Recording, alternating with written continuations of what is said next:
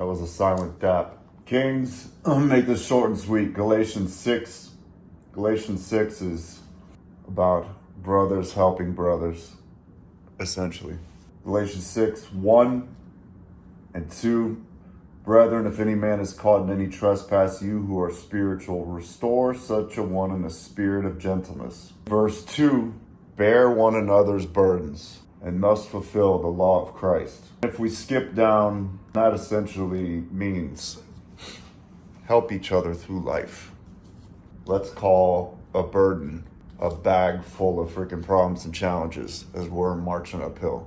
Some of us are feeling strong. We see somebody else struggling. We reach down and we help them up. Then maybe that guy gets tired.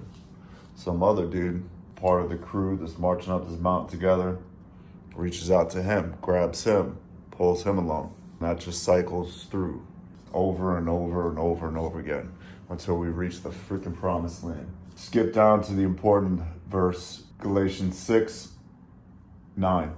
And let us not lose heart. And let us not lose heart in doing good.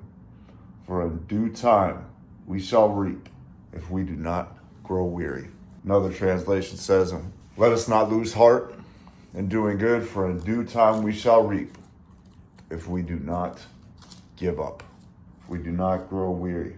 I confess that lately I have been growing weary, struggling during the times of prayer just to keep going throughout the prayer, to do what needs to be done during the day. I've been doing it for my whole life. It's getting old. It's getting harder and harder as time goes on. I can feel myself growing weary. Last night, had already had a long day. I didn't sleep good. I was up at 4 and worked until 6 p.m. By the grace of God, still managed to do everything that needed to be done during the day.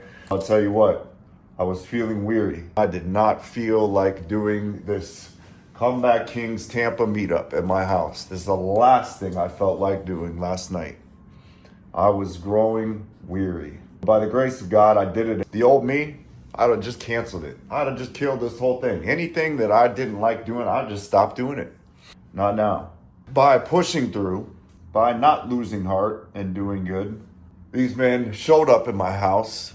The very act of us communicating in Christ, communion, common union, coming together, and spiritually speaking, bearing one another's burdens, uniting all of our spiritual energy together, connection in Christ, where 2 or 3 are gathered, there Jesus is as well. We are in him and live and move and have our being.